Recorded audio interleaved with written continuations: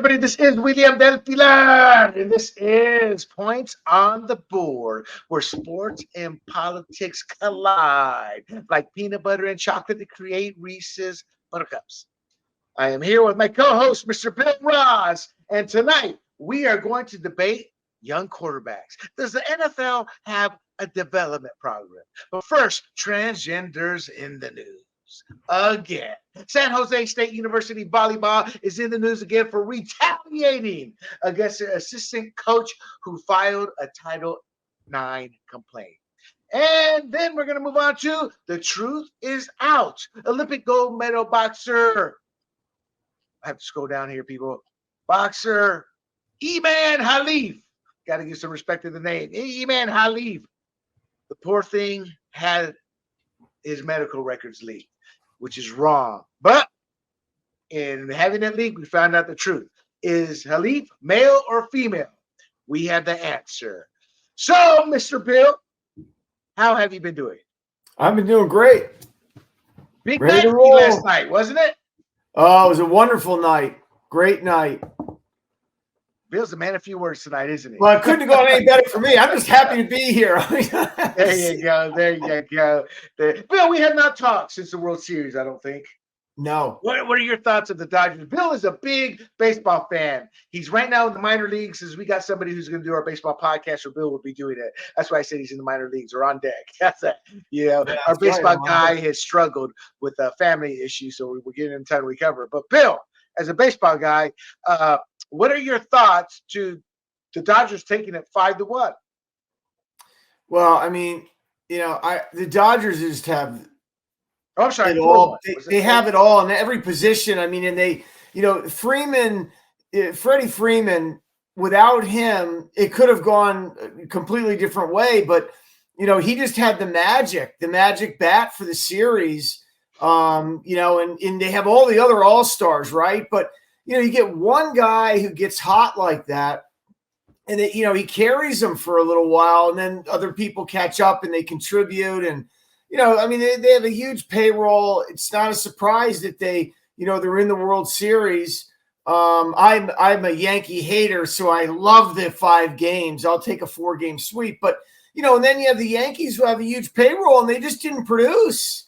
Their guys just didn't come through, and they would do something when it didn't matter later in the game when it was over already. But they just, they got cold.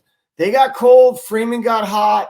And, with a number of other Dodgers, pitching held up. So, that's the way it goes in a series like that. You're absolutely right. I can imagine, and I'm sure you remember, we're probably similar in age. Imagine if that was George Steinbrenner in the press box. Boy, that manager would have been, his head would have exploded. But it is what it is. The Yankees are like the Cowboys for me. They need to play well because I hate them. Yep. So when these teams you hate play crappy, it kind of takes the joy out of hating them away. So it was a great Yankees loss. Yeah.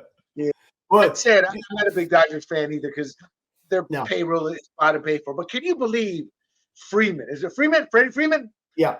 How? I'm like, why is that name so familiar? Because I don't follow baseball anymore. And when the 1991 strike came, before that, I knew everything about it, box scores and everything. As soon as that 91 strike came, I was like, screw y'all. I've never gone back. But that said, I do remember Freddie Freeman. Did he have an issue with the Braves? They just were too cheap or something? Yeah, I mean, he wanted to stay there, I believe, and they just couldn't work a deal out. And so he ended up, with L.A. He's just an upstanding guy, great locker room guy from what I hear. Obviously, I'm not in the locker room with him, but from what you hear and what's written, just an all-around all-star. He brought back the Kirk Gibson days. I mean, I know everybody's seen the highlights and the replay of the home run. He's got a bad ankle and the grand slam to win. But he's one of what's nice about him. He's just got a great attitude. Looks at the game the right way. He's a great role model. He just has it all. So it's great to see a guy like that compete and excel at that level in the World Series. No, it is. It is. And that's what you want on your team. So why they let him walk, I don't know. But to the audience, Do not forget to like, share, and most importantly, subscribe to this podcast. And you're probably watching us on YouTube, Rumble, or listening to us on Apple, watching us on Spotify. Forget Spotify has both capabilities, as well as we are on Pandora, and you can watch us at grumblingsmedia.com. All right, Bill. San Jose State University volleyball team attacks assistant coach when universities attack tonight on Fox Network. Y'all don't remember that back in the 90s when Fox started. Every show was when animals attack, when this attacks, that's attack. Yeah. Well, in this case, once again, they're in the news with their transgender volleyball team. Transgender volleyball, that's so wrong. With their volleyball team that is in the news because of a transgender player. So the San Jose State University assistant women's volleyball coach, her name is Melissa Beatty Smooths. She filed a Title IX complaint against the university for allowing a transgender athlete, Blair Fleming, to play on the women's team. Got to give props to, is it Quillette? Quillette, it's a company called Quillette out there, Quillette. They had a groundbreaking article. It was long. It was a long read, extremely detailed. It's one of these whistleblower type articles. It's well worth a read to the audience.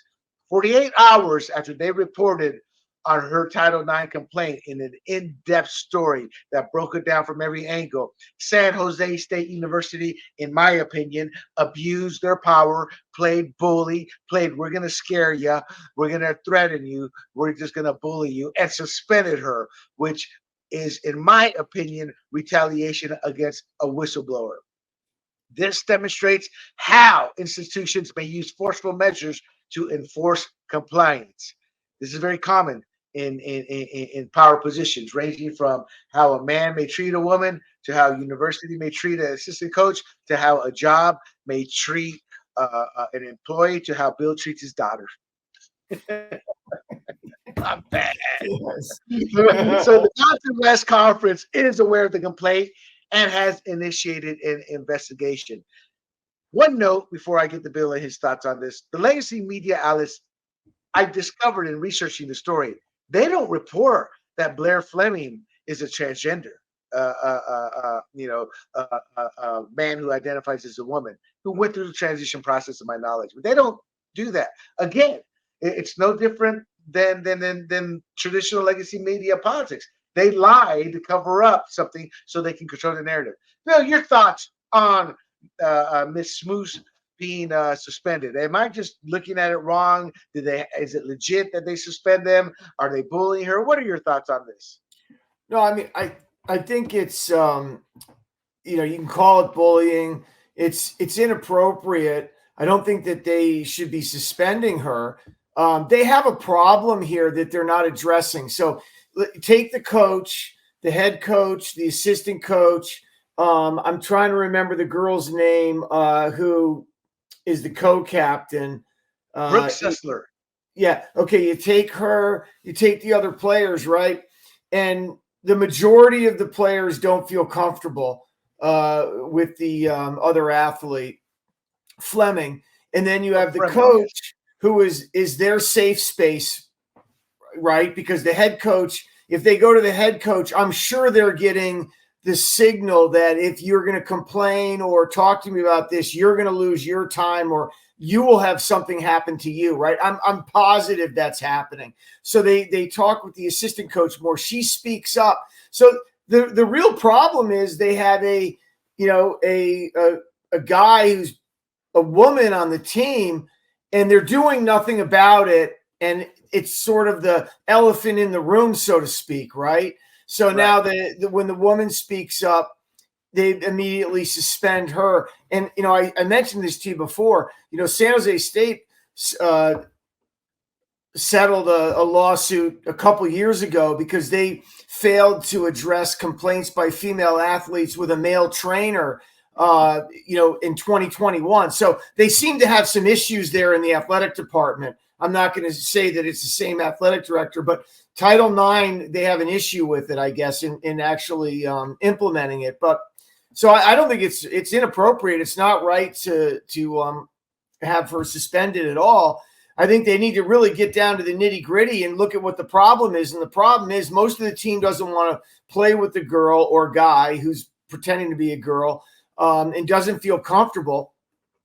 The head coach is doing nothing. He's actually not acting like a head coach, because you should be getting in front of this to help the team get together, perform, work together, and then also the other coaches on the team. So he's failing. The school's failing. The athletic department's failing. And the only one who's not failing is the assistant coach, and they suspended her. So, I mean, let's get real, guys. I mean, and girls and men and women, whatever it might be. I mean, that's really the way, that's really what it is. She's the only one who hasn't failed, and she's the one who's suspended. That's absolutely correct. And for the audience, that is Blair Fleming. There is a biologically male player on the San Jose State volleyball team there who identifies as female. She leads a team in sets played, kills, which is the dangerous part, and in blocks.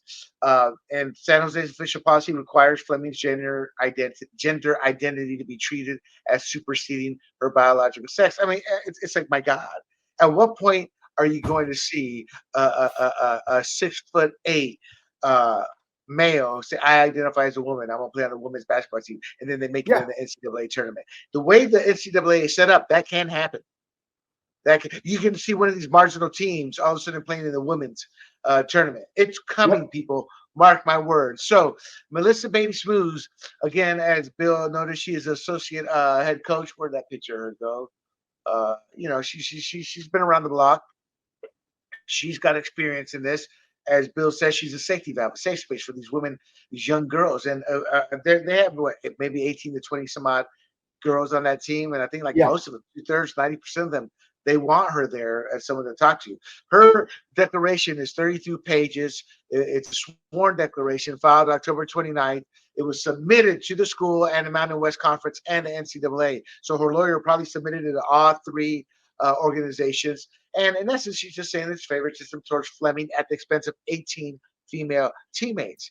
And the alleged favoritism towards transgender athletes, suppression of concerns from female athletes. That's similar to the Leah Thomas issue, where a man, Leah Thomas is a man, people. Leah Thomas is not transitioned. He just says, "I'm a man," and he's in that locker room with that schlong swinging back and forth. Whoosh, whoosh, whoosh, whoosh. And the women have to sit there and take it, and they have to look at it. Trust me, women. As a man, I'll tell you, okay, a schlong's not the most attractive thing to look at, and to throw it in the face of women is wrong. It's when Bill and I were kids, as we were talking before we came on camera, we would have been arrested. Boy, what you doing? That's allowed. Now, it's different in terms of Blair Fleming, but the concept is still the same: creating a space that is uncomfortable for everyone. There are potential Title IX violations. This is the hits in her argument. San Jose says, no, we're in compliance with Title IX based off the law. Or the women are looking at Title IX in terms of what it says. They go, no, you are not in compliance. So the courts will decide that eventually. And as Bill said off camera, we have a new administration coming in with President-elect Donald Trump, and he has vowed that he will do something about this. What he can or can't do, I don't know. But the pressure from the Oval Office is great, especially when federal funding is concerned, especially when it appears that Trump's party will control both houses. So something can happen from the highest echelons of power. She alleges intimidation and silencing the players, impact on team dynamics, concerns about fairness in women's sports. As I just said to Bill a few seconds ago, you will have a man claiming at 6'8", "I feel like a woman today. Ooh, WNBA's calling. I'm playing college." And yeah, it's coming. So the main issue here is safety and fairness concerns. I'm not going to show you the video again. It's out there. But we have seen a kill shot take a girl out. It damaged her. Not only gave her massive concussion, she's had brain trauma. She forgets things. She cannot play volleyball. She's also does something else sports-wise. She can't do that. Excuse my friend. Oh, I'm going to say it's bleeped her up. Because you get hit with a ball going 60, 70 miles an hour, even though a volleyball, boom in the head, your brain's going to get rattled around that skull. That's why that's what a concussion is. So that's the major issue. And There have been incidents of injury already caused by Fleming. An opponent was knocked to the ground by a kill shot in last October, and a similar incident towards a University of Delaware player. And some defenders on Fleming's own team reportedly turned away during practice due to safety concerns. Before we get to the legal implications, Bill, what are your thoughts on some of the? First of all, I think they're all legit issues, Yeah. and you think so too, based on what you said. But what are your thoughts on the safety and fairness concerns? Is that something that some people say, "Oh, you're just overblowing that, William"? Oh, Well, or the odds of that happening are slim to none, William. I'm like, if it happens once, that's enough. Your thoughts? no, I mean the safety concern. I mean, first of all, it's a big issue because men and women don't compete against each other because of the advantages men have over women on with ability. And it's not to say that women don't have amazing athletes when they're playing together, but we don't play against each other. We play in our pools, our like pools, right? So it is a huge concern. And there's one thing about Title IX too, if I might, if we have just 1 second, You is may. Biden and Harris changed Title IX to include LGBTQWXYZ 345, but it doesn't pertain to athletics. So what's interesting is it was in April where they changed that on campus to incorporate all these different groups. This is supposed to be protecting women to start, okay? And now again, that movement's hijacked another, piece of lawmaking that was supposed to help women, and now it's working against women, right? But it hasn't been. That's why we're in this quagmire, is because of Yeah. Biden Harris. So that's a great point to bring up. I'm sorry. Go ahead. Well, no, but so that when I was researching it, I didn't realize that they just did that in April of this year, and they had not yet worked a bylaw or worked around it to incorporate it into athletics in teams at school levels. So there's really, the schools are left in this void, right? Because it doesn't pertain to the athletics. The school, San Jose State, is saying it does, I'm sure. They're saying, no, it doesn't. And actually, they're right, because there is no law or no, how shall I say this? There's been no bylaw written under the original Title IX to incorporate the LGBT 3410 into athletics on the teams. So that has to be decided too. And thank God with Donald Trump, that might be something that they can clarify and narrow down and get it back to what it used to be, what it was meant for. No, you're right, Bill. You're right. So let's look at this Title IX, some of the issues, because you're kind of alluding to it. So you're looking at Title IX violations, which is what you're talking about. It's a he said, she said right now. That's where the courts will come in and decide. And the schools have a lot to lose if this does not go their way. So the fact that they're sticking to their guns because of the political winds. The political winds, as you just said, are changing. So it's going to be interesting to see where they stand a month from now, 2 months. Either way, the damage is done already. These women aren't going to get these years of eligibility back. See, that's the thing about sports and college and taking it one step further with the puberty and the kids and all that development. These are years you don't get back. So there's discrimination claims, again, the favoritism, retaliation charges is obvious by suspending her, the breach of ethical conduct, professional consequences for Kress, the head coach, if he's found to have acted unethically. So he has a lot to lose. And then obviously the NCAA violations, and most importantly, where it's going to cost him an arm and leg, the civil liability, as well as employment consequences. All this means big dollars. Big dollars. So there's two ways to look at this. They're entrenched. They have no choice but to keep fighting it now. Or do they make that 180 because of the winds of change, the political winds of change? I don't know. But what this has done, Bill, is create a team division. 90% of the team sides with Brooks Sessler, a beautiful young girl there, who is the co-captain, and the other 3 or 4 side with Blair Fleming. The point is, there's team division. It's a miserable atmosphere. Read that Quillette article. It talks about how bad the atmosphere, the culture is, how the coach is indecisive. He's not a leader. People don't show up to practice. They just don't want to deal. It's a bad atmosphere there. Oh, yeah, my next point, deteriorating atmosphere. And it has a winning record. They say winning cures everything. Not in this case. The loss of a safe space. The one thing is, going to a sports event as a team member with practicing with the fellas, with it's a culture. It's like a safe space. You're with your brothers. That's gone. The conflicting on-court behavior, uh, uh, the external reactions, meaning what both Sussler, the assistant coach, and Fleming. I'm not defending either one. Is both sides are the outside world's chiming in, and it's affecting all sides here. I'm not on Fleming's side here, but she's being affected too. External reaction, the coach's perspective. Head coach Todd Kress acknowledged the unexpected nature of the situation, stating, "I don't think anybody saw this coming." Really? Are you serious? Are you Yeah. really serious with that? Okay, so what's your thoughts on the team situation here, especially Coach Sussler? I mean, I'm sorry, not Coach. That's a girl's name. Coach Todd Kress. Why? Yeah, I mean, I feel very strongly he's not doing his job because when you're the head coach, you every year you get a new team, you get new players, and people move on. And part of your job as a coach is to bring everyone together and create a winning environment, both on and off the field, right?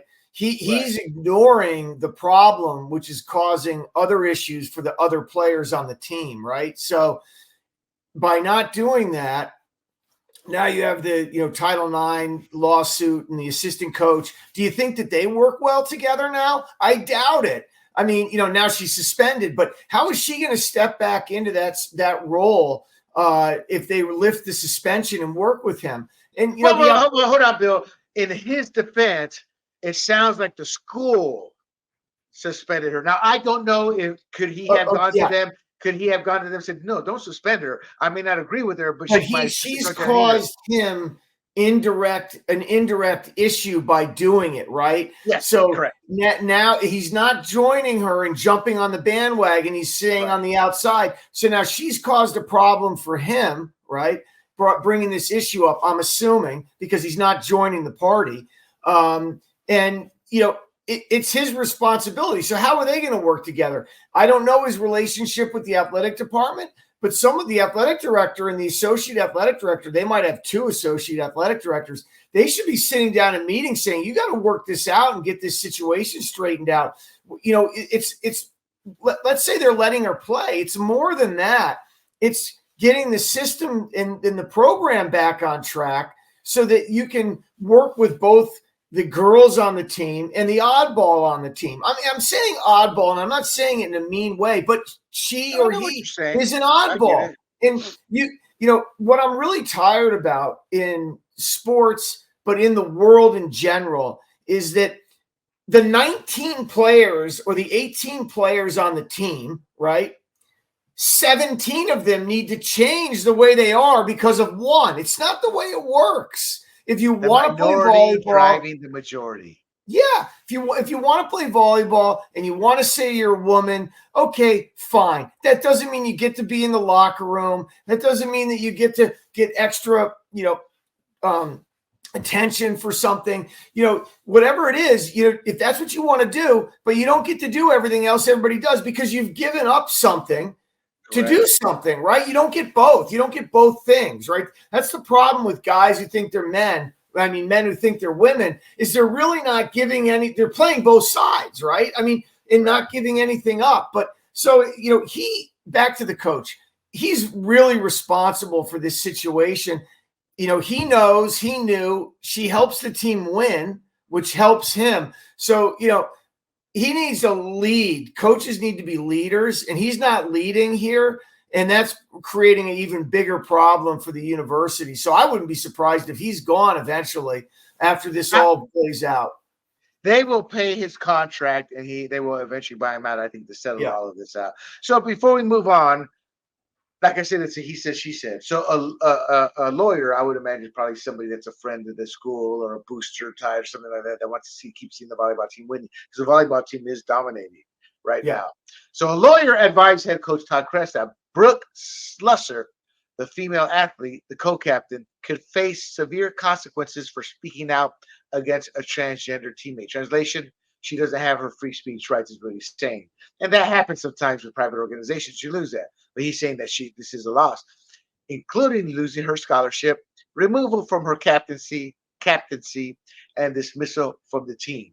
This information was disclosed in that complaint filed by Schmoose against San Jose State. So in essence, she's protecting Cesar, saying, "Hey, look, they want to take her out." So the people behind Crest and the school, they would see her taken out. She's not being taken out, Bill, per word on the street. My anonymous sources, which are about as good as the New York Times, just let the audience know.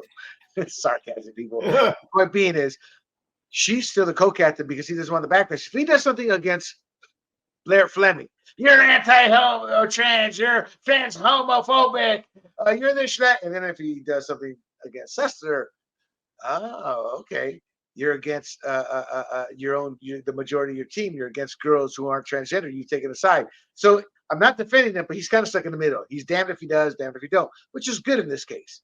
That protects Sessler. She's not a rich girl, to my knowledge. She's just there on scholarship. So your thoughts on the fact that somebody outside the team that wants that transgender playing told the coach to take her out? Because that's in essence what he's saying. You can take her out, take her out. Yeah, well, I mean, that's a violation of Title IX as it is. I mean, that activity and that attitude and that strategy to remove her by threatening her and violating her as a female athlete from a male head coach, via the, attorney or whatever the case who's, speaking out. So, I mean, it's a mess, right? And that's where that coach needs to remember what his job is, remember how he got there, remember what he loved. I imagine he loves to coach. So remember that and, foster that, that love of what you're doing and get back to the nitty gritty and get the team together and lead. But he's not doing that. And he's just sitting back. So I feel bad for the co-captain. Is her name Schlesinger or Schlesson? What's her name? Schlesler. Yeah, I mean, she's in a terrible position, right? I mean, she's actually brave and speaking out because you know what? She's a co-captain. What do captains do? They actually speak for the team. That's the way it's supposed to work.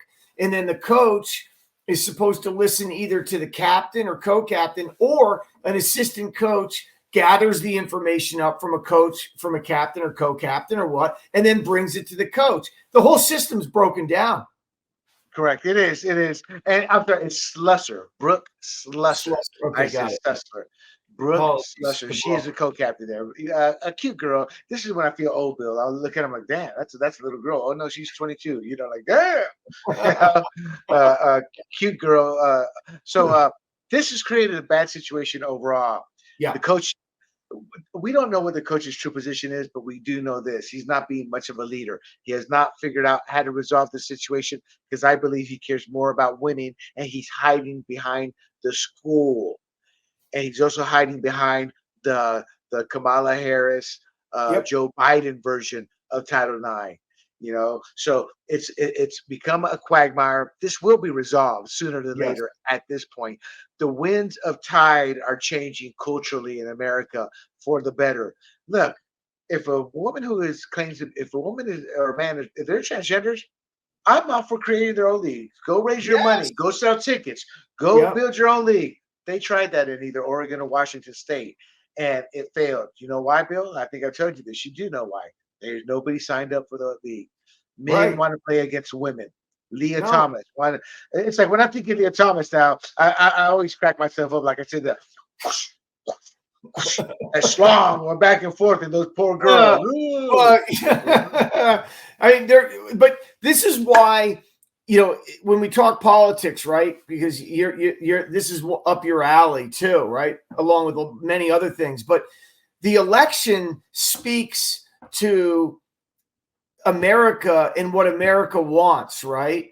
And then the left will reject what the landslide says. So hopefully when this all gets ironed out and we have, January 20th comes around, we can actually really start making some progress and redefining all of these issues, right? And put them a little bit more in the mainstream because they have their blindfolds on. The transgender issue has become a political issue. And with that, Mr. Bill has the next word. So let's get on. I don't want to spend too much time. This is more of an update. Bill wasn't around at the time, and it was a different podcast, or Fired Up podcast. But this is more of a sports topic. It's a bit of an update. we first talked about it when the issue came up with the Olympics, and the name is boxer Iman Khalif. Iman Khalif, and for those of you who are not aware, I wanted to post this specific picture. That is him on the left, but that's a cute little girl on the right, isn't it? That's who he was. So the issue with Khalif was a report said a test had been done on him, and he had XY chromosome, and he was a man. Now, the International Olympic Committee said, well, we don't care what that test says. There's no proof, no value. We haven't seen tests, yada, yada, yada. But we have seen his passport, and it's a female passport. So that's good enough for us. Yeah, that's what it boiled down to. She said she was born a female, she was registered as a female, had a passport that says she was female. Good enough for the Olympic Committee, which is ironic. But before I move on, Bill, think about this. I want your opinion on this. They do testing for every Tom, Dick, Harry drug in the Olympics. They have just taken medals away from people for drug testing. Yep. They can administer a test to figure out who's man and who's a woman. Now, here's the dilemma, though, before you answer that is there are some men and some women born the opposite gender, but showing traits of the gender they claim to be. It's just sad. We are products of a gestation period. Sometimes things don't go right. And for somebody who's gay, I always tell the world, hey, most people have hardtop cars. Some have convertibles. You, a gay person, is a convertible. You, the average person, is having the hardtop car. We're different. And that's how I view Iman Khalif. Iman Khalif is a man by all definitions. Yet, on the outside, she was, as you can see, a cute little girl born. But before we get into that, what are your thoughts on the damn International Olympic Committee? She got a passport, so she's a woman. Yeah, it's like, don't you think they can test for this? Well, I mean, I hope this goes out the window with, just like Harris did yesterday, because this is right up their alley, right? So, I mean, it's a joke. It's like not having to have an ID to vote. It's pathetic. So I hope that gets rearranged and they get back onto what they're supposed to be doing. Because even though she looks like a beautiful little girl, if as she grows and matures with the XY chromosome, I'm not a doctor, I don't know a lot about it, but I'm just saying as she grows and develops, if the testosterone levels are like a man or a male and she looks like a man there, then her sexual identity or what has to change back to a man, right? As she gets older, Well, the test, at least for competitive sports, they need to test for that. Well, of course, they have to test. Yes. What you're saying is you're looking at a man's body. You're looking at a man's muscular development. You're looking at a sinewy arm, reach, stronger, more power, everything. That's what you're saying, I think. So let's talk about this test real quick, and I'll get your comments on that. So it was a leaked medical report from June 2023. It indicates it's terrible, but I'm going to sit there and say what this is. It's terrible as a man, and it's your worst nightmare if you're a man. Iman Khalif has XY chromosomes, no uterus, and internal testicles.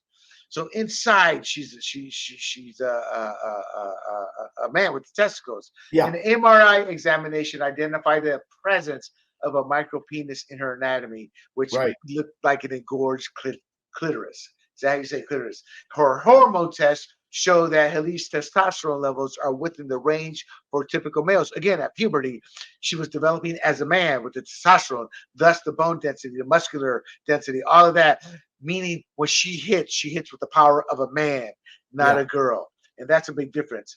And I want to make one note on this too, Bill, because it's politically related, but indirectly related. Right now, there's a battle in America for the hearts and souls of our children. Parents who have no clue on being a parent are administering puberty blockers, which do the same thing. They suppress testosterone production, thus potentially limiting or halting the normal growth of the penis that typically occurs during puberty. They are destroying the mental capacity of a man as he grows up and not becoming a man, yet being a man. They're doing the same thing with women, lopping off their breasts, ripping out their uterus, meaning they can't have kids anymore. So this is part of this movement of allowing Iman Khalif to beat up women in the name of political correctness. We are destroying lives here. What are your thoughts?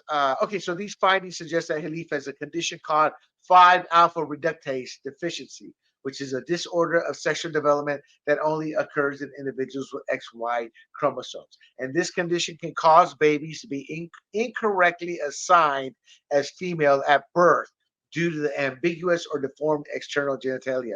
So what I'm trying to say is this is not Imane Khelif's fault. But at the end of the day, Imane Khelif should not be boxing against other women. That's what it boils down to.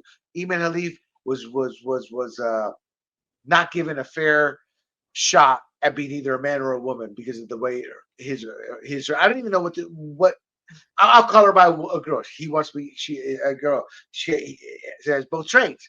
But what I'm trying to tell the audience here, and I'm struggling with, is it's not Khelif's fault. But Right. Khelif has no business boxing. The report should Right. never have been leaked. It should have been dealt with privately with the authorities, by the authorities, meaning the organizations and things like that, and kept it on the down low. You don't destroy or mock a human individual like that. That's what's depressing to me about this whole story. Yeah. What are your thoughts in terms of first the leaked document and then the results that we now have learned about that document? Well, I mean, obviously, privacy is important. It's unfortunate it was leaked, but then also at the same time, it does explain some things. Yeah. You know, if I lose my eyesight, that might not be my fault. It might be some trait that I have and a disease. But that doesn't mean I can go out and drive a freaking car. Yeah, that's a good analogy. Yeah, I mean, that's right. what I'm saying, right? I mean, like, and I feel terrible for him because or her, or however she wants to identify. But it doesn't mean that she can go beat up women. I mean, because as you grow, you start to understand your body, right? Okay, I'm more like a man, the testosterone, I'm stronger and bigger. But the point is, I agree, it's not any fault of her own or his or her own, but it doesn't give her the right to then go and box or drive when you're blind or what, because life isn't fair. Shit happens all the time, that isn't fair to people. But it doesn't mean that, that you can go and get into a ring with women and, throw them around and pummel them, because you had that condition. I agree. So yeah, it's unfortunate. I will say this. So, Bill, that may not have been the best example to use. I What mean, the because the blind well, example. wait a minute. That's a great show. Matt Murdock can drive, and he's Yeah. blind, Bill. He is Yeah. blind, I tell you. All right. Well, okay. So I'll use a different example tomorrow. It's just, it came to mind. I'm sorry. But no, but, I'm kidding. hey, if I'm you're a kidding. daredevil, then you can drive still. Come on. There you go. Daredevil, for the audience cannot see. He's like a bat, has that radar. But the point that you're making on this is why it's hard to talk about sometimes is there are things that happen in life that aren't fair, then will close certain things that you can do, and then other Right. things might open, right? So if we try to put everybody in a round hole or the square peg in a round hole all the time, it doesn't work. Some people can't do things. Some people have had Right. things happen that eliminate their chance or their opportunity to go do something else. So you have to find something else to do rather than beating up women in a boxing ring. Right. You're absolutely correct. We want to make the minority the majority at the expense of the actual majority. What I mean by Yes. that is we want to take one person with one issue and change the whole world around them. We can contort, we can tweak, we can do things, but we don't give up our own way of life for that. We have to work within the boundaries, and you're absolutely right. This is clearly a case where Imane Khelif had no choice in how his life came about, biologically speaking, but there is a choice in whether he should or should not be boxing, and he should not be boxing, and that is now abundantly clear. I believe this madness the Western world is going through right now, as my relatives call it, first world problems, meaning we don't have problems, so we make up shit. You Yeah. know, uh, it wasn't long ago where every freaking celebrity, I was molested. I was molested. your dad smacking you on the back of the head because you screwed up as being molested. No, bro. Yeah. You know, Yeah. it's but my point is we just live in this world where Yeah. madness reigns at times, and this is not directly one of them, but this has become allowed because of the madness of that Yes. world. I wish Imane Khelif the best. She should not be boxing, but I hope she can find her way in life of what makes her happy, what fulfills her. But beating up other women is not the way to go, and I hope she realizes that. The She can sad box thing, with the she's men. Turkish. Well, the sad thing is she's see that's just it. It's catch 22. She's stronger than the average female, but biologically she won't match up to a male yet. You know, Right. so she's kind of stuck. Maybe she becomes a coach. Who knows? The sad thing Yeah. is she's in Turkey, which is one of these nations where it's not the best place to be in her situation. Right. So hopefully this can resolve itself. We wish Imane Khelif the best. I keep saying Imane Khelif because that's her full name, but Imane, and much success and actually much love to her. So I hope she can find out her lot in life because everybody deserves that happiness, especially when your situation is not a making of your own. So, Bill, let us move on. Let's have a little fun with our final segment here. It's an update. Bill and I had a great one of our top episodes for the points on the board, the young QBs and their development. I was on X, my favorite social media platform, and I fell into the group of like, yeah, and the NFL has a quarterback development problem. You know, it made me think: our team's not giving young quarterbacks enough time to develop, and are they too quick to bench them when they struggle? Yes and no. Depends on the quarterback, the team, the culture, etc. So, and not the other side, quarterback development is not a universal problem, and some players are able to succeed early in their careers. Bill, some factors to consider: team expectations, supporting cast, college to NFL transition, individual talent and readiness to play on day one, and organizational stability. As a college guy who earned his way through college playing it, you may not have played in the majors, but you were in the culture of competition where only a select few are able to play. Factors to consider. Do you see anything that is should be added to that or something that is overblown on that? And once again, to the audience, team expectations, meaning there's some teams may have unrealistic expectations of that player from the get-go.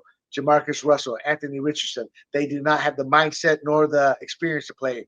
Supporting cast, the Jets, they just suck. You know, Yeah. and trusting the QB out there. College to NFL transition, Trey Lance, going from North Dakota State, Carson Wentz going from the small college, not necessarily having enough time to develop and adapt to the NFL style of play, individual talent and readiness. Maybe some players just aren't as good. I'm trying to think of a quarterback, Vinny Testaverde, over on the number 1 pick. Eventually became a starter, played 20 years, but was not the elite player the They thought team, he the was going to Bucks be. found. Yeah. Yeah, and organizational stability. The Jets. That's where quarterbacks get drafted to die. Yeah. And Wasn't what am Vinny I leaving Testaverde out? out of Cleveland Brown at one point too? They go there to die too. 7 teams. Yeah, that's right. The Browns. I mean, they've had like 30 some odd starting quarterbacks since like the turn of the century. Your thoughts? Am I leaving something out? And what are your thoughts on the topics there? No, I mean all of those things matter, right? The other big part of it is what's the system that the team runs, right? Because a lot of times someone looks really good in college in whatever that system is they're running in college, but they don't have to go through the reads that you have to go through the NFL, and the play calling and changing is simplified compared to the NFL, right? But what team's going to draft you and what system do they run is really important. And then do Let they me have the personnel? What's let me that? ask you this then. Let me Yeah. ask you this because you're right. I agree. We're not going to talk about this player, but I just want to bring this example. Yeah. What do you do with a player? If you were a head coach, what would you do with a player like RG3? He wasn't a run and shoot, and he was a runner, a track star. So he would take off running. He blew up the stats. Obviously, a system built to throw it up. He came from Baylor, mediocre talent in terms of around him. He was a man amongst boys. Schedule much easier. He got Baylor ranked in the top 10 or so, but they were really a powder puff team. You know, Yeah. they weren't an elite team. His ability just made him look elite. Comes to the NFL. He's not a dropback quarterback. They build an offense around him to where he can use his mobility. Then he gets a hair up his tush. I'm a drop back quarterback. And Mike Shanahan says, no, you're not. We can teach you to be a drop back quarterback, but it's going to take a few years. So you need to follow what we're doing. He says no, goes to the owner fires Shanahan. RG3 gets injured. His career becomes a joke, a literally laughing joke. Yep. What about a player like that? How do you deal with a player like that? Well, I know they do a lot of psychological testing and interviewing, and I would hope that in that process you would find out some information about the individual and how he conducts himself, that you might get some of that input before that happens after you draft them. But you need to be on the same page with the owner. I mean, the guy, you have to sit him down, and then management has to be on the same page too. If they're not, if the management is not on the same page with you, GM, owner, the whole deal, right? And you want to discipline a player like that, the coach is in a hard spot, and you're probably going to end up disappearing like what happened to Shanahan, which isn't what should happen. But it tells you a lot about RJ3, right? Too, right? I mean, oh yeah, that's ridiculous. He felt pretty good about himself at Baylor coming out, obviously. But yeah, I mean, you can't really do much unless you're on the same page with the owner, the GM, and the other coaches, and to corral him and put him in his place. They need to be put in their place sometimes. I agree. All right. So let's get to it, Mr. Bill. And if you can't, then you trade him quickly before anybody else figures it out. It was terrible. RG3's injuries just devastated his career. He was never the same, and because he never learned to be a drop back quarterback, right. Because of his own doing, throwing the guy off the team, and then he got a coach at Jay Gruden who said, "I'm gonna run my offense. I want to win. I'm not here to cater to you, pretty boy." Yeah. And sure enough, they ran him out of town. They both ran one another out of town. Yeah. So okay, but go ahead. No, I was going to say the system's really important, but as I was looking through some statistics, some of these young guys, if you look at a number of sacks that their offensive line is allowed, that's one of the most important pieces of the puzzle. And can they move a little bit, right? So the supporting cast is what you're saying. Yeah, so the offensive line, if you look at the statistics this year, a guy like Bo Nix and Daniels for Washington, they have a fairly good ratio. Daniels has a good TD to interception ratio, and isn't sacked as often. And that, to me, the number one thing is, you want to be able to run the ball a little bit, that you have a good offensive line if you're doing that. But if you can protect them, they have a better chance of success and long-term success. They don't get touched as much. They don't have as many injuries. They don't have to run the ball in panic mode. So they're not susceptible to a hit from nowhere that can, end their season.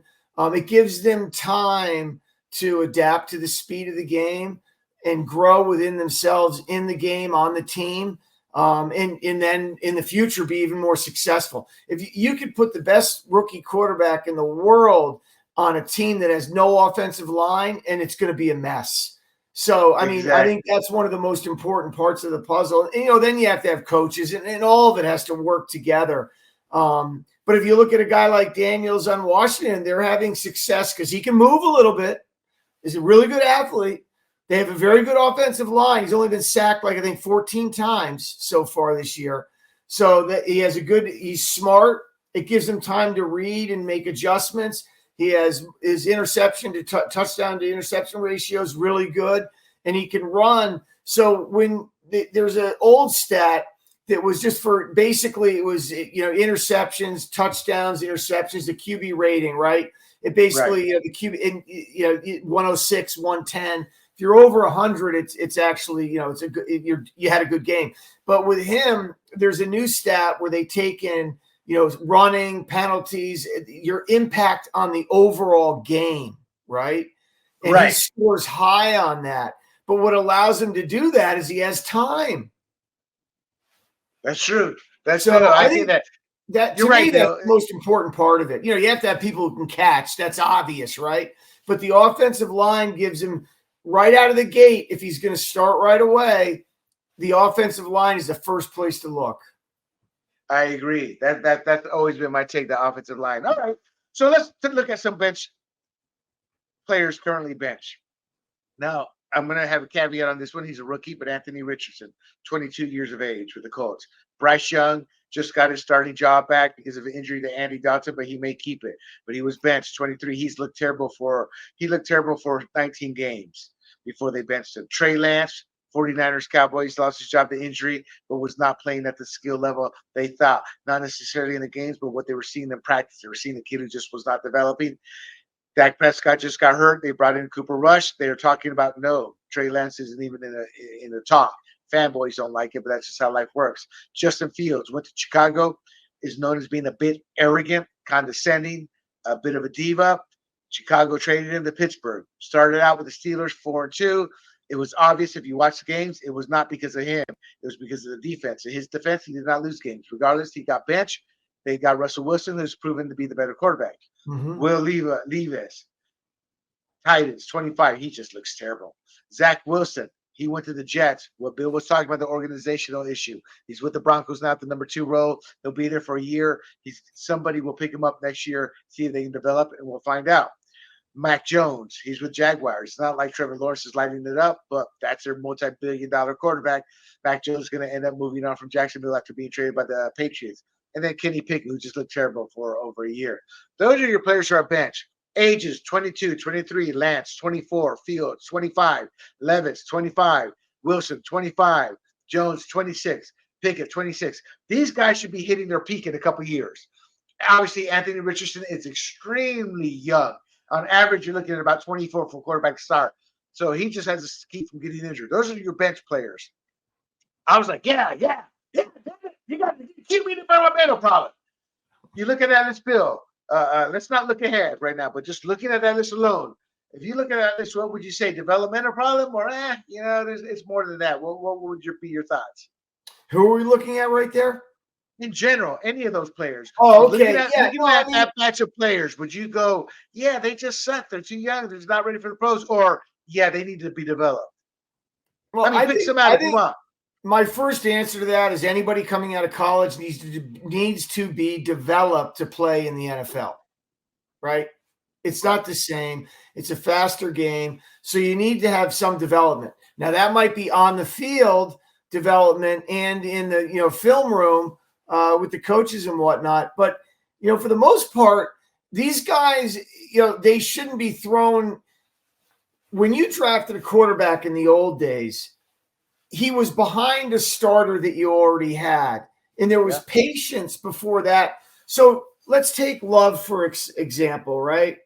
He sat behind. Bill, stop. Let's focus on the players we got there on the list. Okay, got it. Section. I don't think they're that good. I think a lot of them are, they're just, if I were looking at them, they wouldn't be my picks, or they wouldn't have been my pick to draft or whatnot. Right. I mean, it's hard to find a quarterback. So once a guy like Richardson starts getting hurt, he's gone, done. That's going to keep happening his whole career because he's good because he can move around, right? But if he gets hurt, he can't do it anymore. So he's done. Bryce Young's too small. He throws on his tiptoes. So he's done. Trey Lance never showed anybody anything other than what he did in college. And he was in North Dakota State. So he was playing elite ball for his skills with average players. And sometimes scouts get like they look at this special guy and they overthink it, right? But then and they fail to see who they're playing. So, anyways, and Mac Jones, he played for Alabama, if I'm not mistaken, right? He never was anything special. So to think that he'd come in and be a starter to turn your program around, I mean, that's just overestimating him as a quarterback in the NFL, right? And Kenny Pickett, I mean, the same thing, nothing special to me. What about Zach Wilson and Will Levis and Justin Fields? What do you think of those three? I mean, Justin Fields to me is another failed Ohio State quarterback. There's a bunch of them. He's one of them. You can't just run in the NFL. In college, you can run around and throw the ball up in the air, and someone's going to catch it on Ohio State, right? Well, Alabama too. Yeah, you can't do that in colleges. Yeah. So I think you have to really do your scouting to see what they're doing in certain situations and see if it can overlap into the NFL. But And then Zach Wilson, wow. I mean, BYU, athletic, just there's something not working with him. I think like it came easy to him. I don't get his, I don't get the fact that why he's so unsuccessful, but there's something up here that's getting in his way. And, you have to identify that too. So. And regarding Ohio State, Brandon Whedon, Mason Rudolph, Zach Robinson, Josh Fields, Tony Lindsay, Clint Shelf, J.W. Walsh. These are all failed quarterbacks that played on that team, that started on that team. Yeah. All right. So you're saying most of these players here on this list aren't good. It's not a lack of a development problem. They're just not good. I don't disagree. I think some of them is because of the culture, bad team, like the Jets. Look at Joe Flacco. Obviously, he was Super Bowl champion and I believe MVP with the Baltimore Ravens. But then he went to the Jets and died. I mean, he was terrible, horrible. Then he went to Cleveland, took him to the playoffs. He went to Indianapolis. All of a sudden, they're competitive. They can play to win now. So I look at the Jets as it's a culture issue. It's not just it's a lack of organizational stability. Yes. So he out of that list, I think Justin Fields could do something if his ego would get out of the way and they would sit him for a couple years to learn. But outside of that, Richardson to me is a long term. I mean, I'm talking about you're looking at a 5-year project. Like Jordan Love, which we're going to get to in a second here. But even Jordan Love was different than him. Richardson is just so young, so raw, barely played in college, and he's injury prone because he's a big voice, so he wants to tuck the ball and run. And his body's still not fully developed internally, thus the injuries. He's a man playing amongst boys. He's going to end his career through injury if he keeps playing as he's going. So I agree with you pretty much. I do think some can be developed. But let's look at some of the current starters. Sure. I grade out the rookies. It's still too early. Caleb Williams, Jaden Daniels, and Bo Nix. They're all rookies. They're looking good the first half of the season. C.J. Stroud has come back down to earth this season because there's film on him. Brian Flores showed how you play him. You blitz him. But that said, C.J. Stroud with the Texans, he's 23. He is a starter. He is somebody who you look at, hey, this kid can play in the league. Brock Purdy, 49ers, came in as a rookie. Mr. Irrelevant. Trevor Lawrence has been playing like a dog based on where he was picked. But he's playing good enough to be an NFL quarterback in the lower tier, I believe. But good enough. Jordan Love sat on the bench for 5 years. Developed behind Aaron Rodgers. He's playing lights out when he's not hurt. Jalen Hurts. He's a little raw still. He had that magical year last year, but he's still somebody that's a threat, can play in the league. Justin Herbert. Obviously, I think he's a little soft. The team, but the guy has talent and ability and is clearly an NFL quarterback. There's no ifs, ands, or buts. I say he's a little soft because he hasn't shown me he can put the team on his back, but he can sling it and throw those numbers. He's kind of like Kirk Cousins. Maybe more raw talent than Kirk Cousins. But in terms of wins and losses and ability to put a team on the back, there's still questions. Tua Tagovailoa, he can run Mike Daniels' offense, but he wins against cream puffs, gets shellacked against the better teams. He hasn't shown me he's a pure play NFL starter who can take his team. He can make the team competitive, so I guess maybe he is. Joe Burrow, I think his head coach is bringing him down. Obviously, a naturally talented kid. Former Ohio State guy who got beat out, I think, by Justin Fields. No, the kid's dead. He's dead now. Oh, boy. Haskins, Dwayne Haskins. Kyler Murray's a shrimp. I think he's playing on borrowed time. But when he's healthy, he has the mojo. The problem is he's too small in my eyes. And Lamar Jackson, he can play in the league. But I was arguing with Big John. I said, look, Big John, I get it. You're saying he's this, he's that, and I agree. He's that in the regular season. But the man's as accurate in trying to hit the side of a barn as a gangbanger who puts the gun this way. Shoots his gun that way. It's like his accuracy. That's why he can't. His playoff record sucks. The guy can't hit the side of a barn to save his life because when you're playing the elite teams, you got to be able to drop in the pocket and throw the ball more than once. They're going to game plan your legs. So each one of these QBs I just mentioned, they are starters. They can't start. They are playing and starting for teams. So I can see the point. They can't play in the NFL.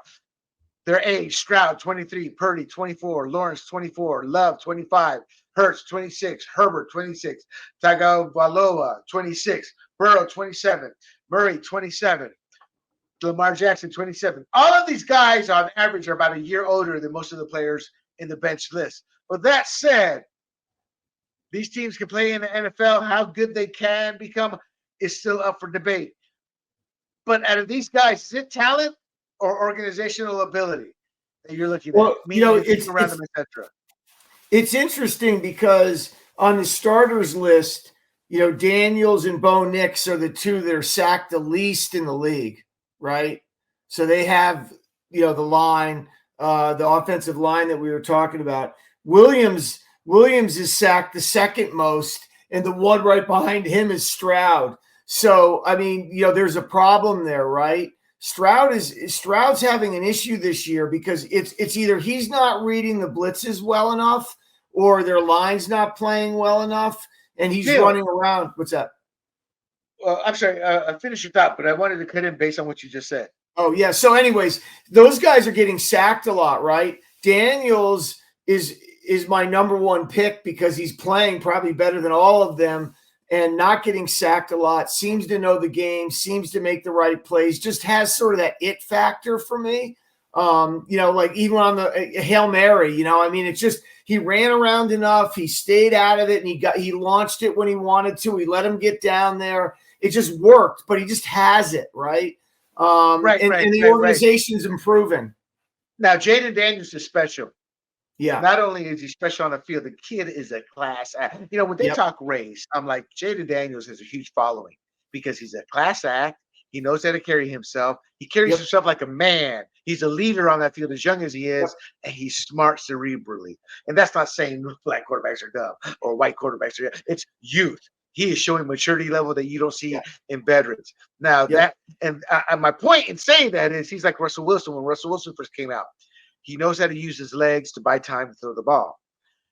Caleb Williams and C.J. Stroud, two of the most sacked quarterbacks. I've watched multiple games. I'm not a big-time watcher like I used to be when I had my company. But those guys love to hold on to the ball. Oh, yeah. Love to hold on. So they are attributing to their own sack issues. And Stroud, that's new for him. The problem is teams are starting to figure him out. So he's struggling a bit. He'll rebound. Kid's too smart not to learn from him. But I think those are the sack issues. Let me ask you this. I look at Brock Purdy, and he's a rarity. He played for 4 years in college. Most of these players that we mentioned 3 years. And some of them, if not 2, a couple of them. Now I don't know how many are 2. Most of them are 3 years, and then they declare. He played for not a major college, Iowa Cyclones. Had 4 years of actual football. He was able to learn the game and the nuances of the game. And I think you add that with organizational stability and a supporting cast. Perfect fit. He's what I call a game manager who's learning how to put the team on his back to win the game. So I think he's in the perfect situation. Trevor Lawrence to me is just a disgusting disappointment. I say disgusting because you're like, dude, what are you doing? This is your 4th year in the league. You're making mistakes as if it's year 2. In his defense, I just think that team is the best. I think he will succeed when he goes to a different team. Who's this you're talking about? Trevor Lawrence. Oh, yeah. He's a disappointment. Yeah, but the whole team's a mess, like you said. Exactly. Hurts, I think he's raw. Herbert, he needs to learn how to win and put a team on his back. And I think Jim Harbaugh will do that. Burrow, he needs to get out of Cincinnati. He's going to die. Their Super Bowl year was a fluke. The head coach, they don't have organizational stability there in my eyes, and they don't have the supporting cast. They have his 2 receivers, but if he doesn't have time to throw, and then his defense can't stop a freaking seed, and they're like a seed, he's going to struggle. Murray's too small for me, but I can be honest, they're head coach. I love what they're doing, so maybe Murray can prove me wrong. Lamar Jackson, I think I give him 1 to 2 more years. If he does not develop as a passer, he's done. He's done. At age 27, he's got a lot of wear and tear, because he came out young too. He's got a lot of wear and tear. He's not accurate enough. He's not accurate enough. So what are your thoughts in terms of any issues with my thoughts on these guys? No, I mean, so Brock Purdy might never see a Super Bowl again, right? I mean, because you're 4-4 this year. That he's not going to bring you to a Super Bowl, but he'll manage a game like Trent Dilfer did for the Ravens when they had a great defense and all he needed to do was not make mistakes, right? Right. In they had McCaffrey, but now all of a sudden McCaffrey's hurt. They've had some other injuries. They're 4-4, so he's not gonna, he's not gonna win games for you on his own. So that might have been a one and done for him too. I mean, people are already whispering out, up there that is he the guy? I mean, they don't know because it's not only his fault they're 4-4, but so I'm not sold on him. Like, I wouldn't take him for my team. That he wouldn't be the first guy that I would look at unless I had that team the 49ers had. And they might not have that team as they had last year around. So that might be it for him. Trevor Lawrence is a disappointment. Jalen Hurts, they had one great year. He signs a gigantic contract. I know he's in the weight room all the time, but, he has to do it year after year, right, to make it worthwhile and for it to pay off. Too many concussions already. Whether you think he can lead a team or not, I mean, he's probably not going to be playing much longer. I agree with Murray. He's too small, though. I like what they're doing with him. Trying to use his talent on the field the best way they can. But it goes to show how hard it is to pick a quarterback. I mean, look at Tom Brady. Tom Brady, the GOAT, right? The greatest of all time. If he didn't go to the Patriots and Bledsoe didn't get hurt, we might not even know who Tom Brady is right now. I expect Joe Montana. If Joe Montana had not been drafted by the 49ers, we may not know who he is. Well, that's right. I mean, that's the way it happens, right? I mean, and then you look back and it's the organization, it's the coaching, it's the players, it all comes together and they go on a run, right? So, look at Phil Simms coming out of Morehead State. Yeah, you're right. I agree. Jeff Hostetler, who beat him out, who came out of West Virginia, if I'm correct. So they weren't making colleges. And to make it even tougher on those guys, they had to deal with the New York media. Okay, Bill. So Anthony Richardson, Bryce Young, Trey Lance, Justin Fields, Will Levis, Zach Wilson, Mac Jones, Kenny Pickett. Give me your top three out of those that are currently benched or struggling that will actually break through and succeed. And then give me your bottom three that you think will fail, will bust out. Out of those three. Okay. So I'm gonna give Zach Wilson a chance. I'll go with Anthony Richardson because he's so young. And I'll try to get him to stay in the pocket, not run as much. And then boy, that's difficult. I'll still stay with Bryce Young, I guess. But the bottom three are pretty easy. Mac Jones, Trey Lance, and Will Levis for me. So you think Will Levis is eventually going to be a backup material only? Fair enough. Yeah, because he's an interesting guy. He came from Kentucky, right? If I'm not mistaken. So Kentucky starts playing better when he's the quarterback, right? Kentucky's notoriously terrible, right? So all of a sudden, someone who's running around scouting sees Kentucky having a good season, and Will Levis is the quarterback. He's an athlete. I'm not saying that he's not. But he needs to be, he's gotten sacked a lot more, three plus a game. He was getting sacked. He holds it, doesn't read it, makes throws too many interceptions. So, I just think he's really helping Kentucky. He's very athletic, like his arm, and, he's just not doing it at the NFL level. I agree. Okay, so my bottom three would be Anthony Richardson. I just think he's going to get injured himself out of the league, and he's too young, too raw. His body's still developing. See, here's something I learned from doctors. Nobody ever talks about. The male body does not stop developing until you're right around your 28. 26%, 28, right there internally. At 22, he may take too much of a beating before his body has a chance to finish developing. But we'll see. Bryce Young, I just think he's too small. He doesn't have the bone structure density to get big to become NFL size. And Kenny Pickett, that's an easy pick. As far as those two succeed, I don't know. I'm going to sit there and say they can succeed. Maybe it's quality backups that have long tenures because they can come into a game, a Brissett type quarterback, and that's Zach Wilson and Mac Jones. I just haven't seen enough of them on a good team to determine that. Your current starters, not counting the Williams, Daniels, or Knicks, the rest of them, who are going to become who will become, do you see, taking their team to a Super Bowl? Not necessarily winning, but being enough of a leader, enough of a strong quarterback to be able to take their team to a Super Bowl. Give me your top three of those. Jordan Love obviously is one. Um, I think Justin Herbert is now with the right coach and the team. They're running and their defense is better. So I think he's one of them. I understand what you're saying about him, but he's not throwing it as much and doesn't need to. So I think that's really makes him very Who? dangerous. Who? Justin Herbert. Oh yeah. Justin The Herbert. I Chargers. think he just needs to learn how to win. That's all. Yeah, I He's got think the that talent. He's got the in talent. Harbaugh's running more their defense. So I think him, and then I'll and then Joe Burrow. Obviously, those would be my three. Gotcha. Mine would be Stroud, Purdy, and Love. And the reason I say those three is because of the team around them. Other Yeah. players are more talented. Burrow's more talented. Kyler Murray, he's a 2-foot dynamo. The guy's super So uber are we talented. now? Wait a second. Are we saying who we'd want as a quarterback, or with the team they're on? Oh, just The looking at team the they're list. on. Okay, got it. Looking Yeah. at this list, which three Yeah. do you think could take their team to the Super Bowl? And I say those three because of the team, actually. Yeah. Yeah. Yeah. So, for example, Joe Burrow has a talent more so Yeah. than Purdy, but he's on a mess of a team, I think. No, so if I were looking at it that way, I would remove him because of the Bengals, right? I'd leave Right. Love and Herbert, and I would probably go to Stroud and replace him with Stroud because of where he is and what they did last year, and I think that they're going in the right direction. And I can't argue. I cannot argue Herbert because I keep saying, "Hey, look, Harbaugh can turn that team around." But I guess if I had to put money, I'd say no. But I think if anybody can turn that team around, it's Harbaugh. And there you have it, my friends. There you have it.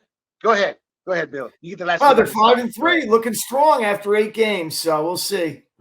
Oh, you're talking about the Powder Puff Chargers? Oh yeah, that's for next week. All right. So everybody, that's our show. I hope you enjoyed the reality, some ugly truths for San Jose State University, the transgender issue, how the winds of change are starting to happen. Something will be resolved with all of this transgender mess, I think, in the next 1 to 2 years. Khelif, we all feel bad for her. It is what it is for Imane Khelif. We hope that gets resolved. It's an ugly truth in terms of what's happened to her, not her fault. So let's hope for the best. And I hope you enjoyed our young QB mini debate. We tended to agree more than actually disagree, but we do agree on this. It really is a supporting cast. Bill was really hard on that. Hard on that in the sense that's what he believes in. I agree with him. I will add in the organizational stability. I don't know why, but Bill said Cleveland. I say the Jets. I agree. They're both cultures where quarterbacks go to die, whether you're drafted or a free agent. And if you are a free agent and you go and do well, they ship your ass out. Joe Flacco with Cleveland, So do not forget, this is Points on the Board, where sports and politics intersect. But if you like basketball and just want to hear about basketball, check out our Buzzer Beaters report. If you like football, just want to hear about football, check out our Blind Side Blitz. We're going to have hockey or baseball coming up soon.